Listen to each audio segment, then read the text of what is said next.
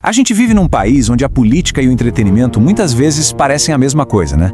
A linha que separa o palco do plenário, ela tá cada vez mais fina, quase invisível. E é sobre isso que a gente vai falar hoje. Sobre um fenômeno que está literalmente mudando as regras do jogo democrático. Ok, e para a gente entender como essa máquina funciona, a gente precisa começar por uma figura central e bem controversa, o analfabeto político. É um conceito, sabe? Um conceito que ajuda a gente a enxergar como esse grande circo da política montado. E o mais irônico, muitas vezes, com o nosso próprio voto. Olha, isso não é de hoje. Bertolt Brecht, lá atrás, décadas atrás, já tinha dado o diagnóstico. Ele falava daquela pessoa que simplesmente não se liga nas decisões que moldam a vida dela. Sabe, do preço do feijão na prateleira ao custo do remédio na farmácia. Tudo isso, no fim do dia, depende de uma decisão política. Só que o que a gente vê no Brasil hoje é algo ainda mais complexo do que o Brecht imaginou. Porque o analfabeto político de agora, ele não só ignora a política, não, ele participa. E participa ativamente. Ele usa o voto, só que não como uma ferramenta para construir um projeto, mas como um protesto, ou para apoiar um personagem. E o resultado, ele acaba elegendo exatamente aquela pessoa que nem parece ter a intenção de fazer política de verdade. E olha, isso não é teoria não. Esse fenômeno tem nome, tem rosto, tem CPF. Ele aparece em figuras públicas que pegaram a fama, um bordão engraçado ou uma polêmica qualquer e transformaram isso em plataforma eleitoral. Vamos dar uma olhada em como isso acontece na prática. Vamos começar com um caso que talvez seja o mais famoso de todos, o do Tiririca. Lembra do slogan? Pior que tá, não fica. Foi genial, de certa forma. Ele pegou toda a descrença, o cansaço das pessoas com a política e transformou isso em voto, em capital eleitoral. E o mais impressionante, ele se elegeu e depois se reelegeu, e tudo isso sem apresentar um único projeto que fosse realmente relevante. Foi como se ele tivesse cumprido, de um jeito bem irônico, a promessa de campanha. O sucesso dele nas urnas foi um sinal claro, de que para muita gente, o voto de protesto, a piada, era muito mais interessante do que qualquer proposta política séria. Depois dele, veio uma nova geração. Uma galera que achou caminho para a política não mais nos palcos, mas na tela do celular. Tô falando de figuras como Mário Frias, o Thiago Gagliasso. A história deles mostra uma coisa muito clara. O engajamento que vem de um discurso radical, conservador, raivoso nas redes sociais, isso pode virar um capital político muito mais valioso do que a carreira artística deles jamais foi. A pauta principal virou a performance da indignação. E a lista, gente, só aumenta. E mostra como esse fenômeno vem de todos os cantos. A gente tem influenciador digital, tipo Lucas Pavanato, tem meme musical que vira político, como Manuel Caneta Azul. E aí a gente chega em casos extremos, como o da Flor de Lis, que foi eleita usando o discurso da fé e depois foi condenada por um crime gravíssimo.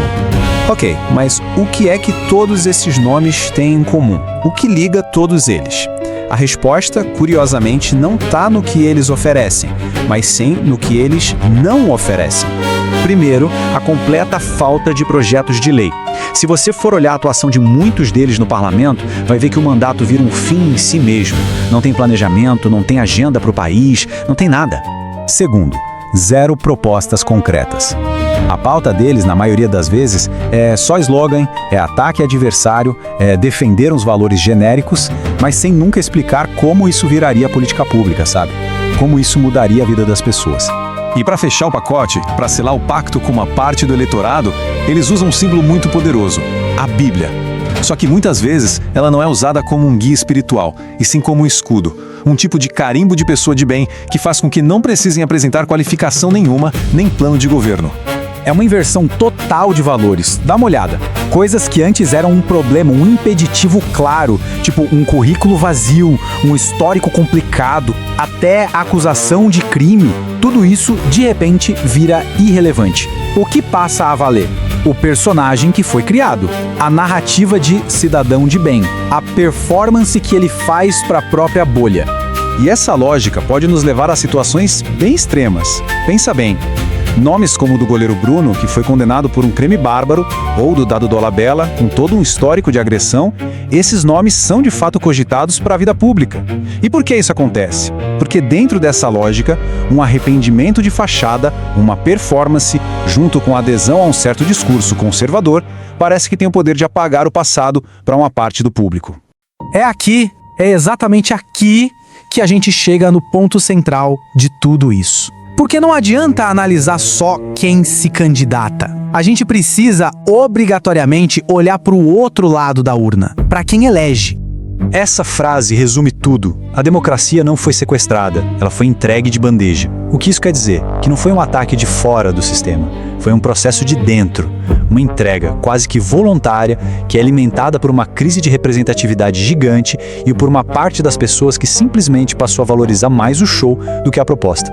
E aí que acontece? O carisma de um influencer vira sinônimo de competência para governar. A fé, que é declarada em público, vira um selo de integridade, de honestidade, e a gritaria nas redes sociais é confundida com um projeto político real. Isso tudo, no fundo, é sintoma de uma falha muito grande na nossa educação cívica. E às vezes a estratégia fica explícita. Num momento de sinceridade rara, talvez, essa frase do Nicolas Ferreira soa quase como uma confissão. Ela escancara uma coisa. Para alguns políticos, a falta de conhecimento da população sobre o sistema não é um problema que precisa ser resolvido. Pelo contrário, é uma estratégia eleitoral. É algo a ser explorado. Bom, se a desinformação é a estratégia deles, então a informação tem que ser a nossa principal ferramenta de defesa. A mudança de verdade não vai vir só da crítica pela crítica. Ela vem de uma cobrança inteligente, qualificada. E isso começa de um jeito bem simples, fazendo as perguntas certas. A primeira pergunta, a mais básica de todas, mas talvez a mais poderosa. Qual é o seu projeto de lei? De verdade, qual é o seu plano concreto? O que você realmente pretende propor e defender lá no Legislativo? E a segunda pergunta, igualmente importante. O que você já fez pelo seu município, pela sua comunidade? Antes de vir aqui pedir o voto, mostre o serviço prestado. Onde você trabalhou? Onde colocou recursos? Porque, no fim das contas, ações concretas, elas falam muito mais alto que qualquer discurso. Porque, vamos ser sinceros, se quem vota não fizer essas perguntas simples, se a gente não cobrar propostas, não cobrar um histórico de resultados, o espetáculo vai continuar em cartaz. E a gente precisa lembrar sempre de uma coisa: performance sozinha não governa um país.